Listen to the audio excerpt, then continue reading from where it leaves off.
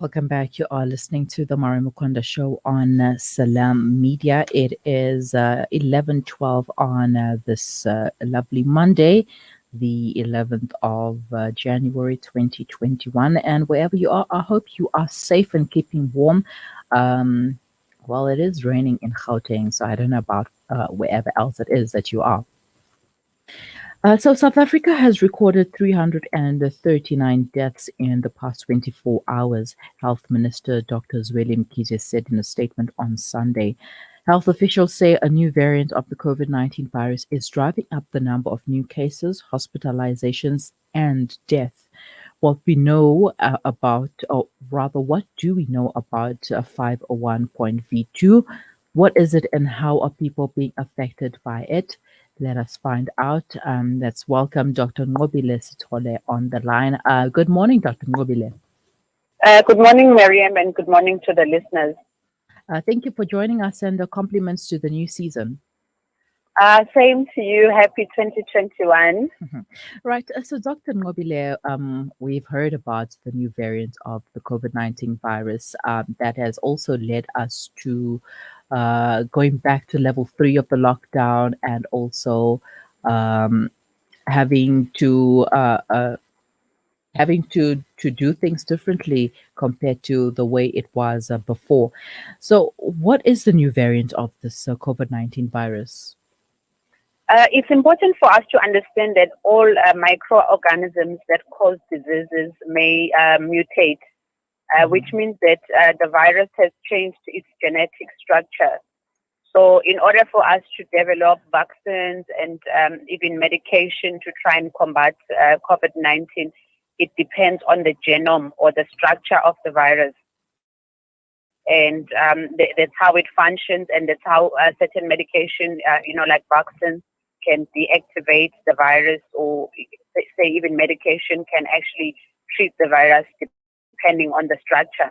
So the recent, change of the virus or mutation, as it is, scientifically termed, it basically means that obviously whatever data that's out there, it has to be checked or has to be researched on the new variant or the new strain of the virus that has been discovered.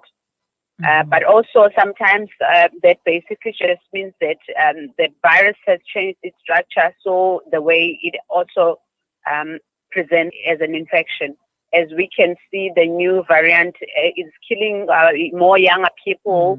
And in fact, even children lately have been admitted to ICU for ventilation, and there is actually death and symptoms among children, which was not seen with the initial COVID-19. Now, does it affect us the same way that it affects the initial COVID-19? Unfortunately, it has proven that it's more an aggressive strain of the virus. Looking at the number of killings and also looking at the number of patients that are symptomatic and patients that require hospitalization and ventilation. All right. And why should we be concerned about this new variant? Importantly, I think, as a public, it's our responsibility to curb this type of infection. It's an infection that is community spreading. So the doctors and the hospitals have actually little to do in terms of trying to assist with this type of infection. But individuals in their communities and in their home workplaces are the ones that are more responsible to curb the spread of this infection. And unfortunately, if we carry the wrong attitude, we are just going to die like flies. Yeah, and we have been seeing that as the number of deaths have been increasing, and as I've mentioned that since yesterday it has been recorded of about 339 deaths and counting.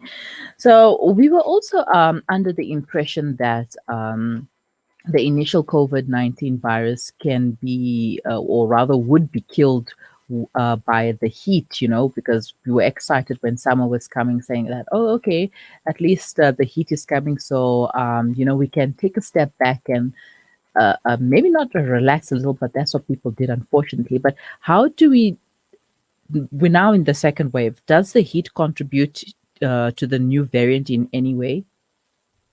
There are theories or hypotheses that the environment is actually playing a big factor in the new variant of the virus and the spread. And we think that, the heat is actually, making it worse. So compared to what we were looking at with the initial type 1 strain of the COVID-19, which was thought to spread with winter months and the cold, like we see commonly flu, any type of flu, whether it's influenza or flu from any other type, spreads much more during winter months. Mm-hmm. But unfortunately, with the new strain of COVID-19, we are at the peak of summer. And unfortunately, we are just seeing, the peak of infections as well. Mm-hmm. Wow. And what can we do to protect ourselves and our loved ones? I think importantly, we have all the set out, procedures that we need to follow, the protocols in terms of COVID-19, hand washing, social distancing. And still, for those people that really don't have to go out to stay at home, I know currently the country is not on level 5, on complete lockdown. But I mean, I must comment. In fact, my neighborhood, I actually had to go, for last minute shopping on Saturday night, Mm-hmm. and it's a vibey area, but it's in Durban. Mm-hmm. But I must tell you that there was no one out in the shops. Like how you find people hanging out for dinner and all those things. And unfortunately, like I say, if communities don't take that initiative upon themselves, Mm-hmm. they are just going to die. Yeah. So it's important for us to, impose these lockdown rules as much as we are on level 3. But if you don't necessarily need to go out, you are just putting yourself at risk and you are putting others at risk, because obviously it's impossible for all of us to test, because we are still seeing people that have COVID that are asymptomatic, that are spreading the condition. So staying at home is not just about you being protected, but it's also in case you are a carrier of the virus, that you don't spread it to other people. And that's the thing. People who are asymptomatic will not know that they have the virus, and they will not know that they are spreading it to other people.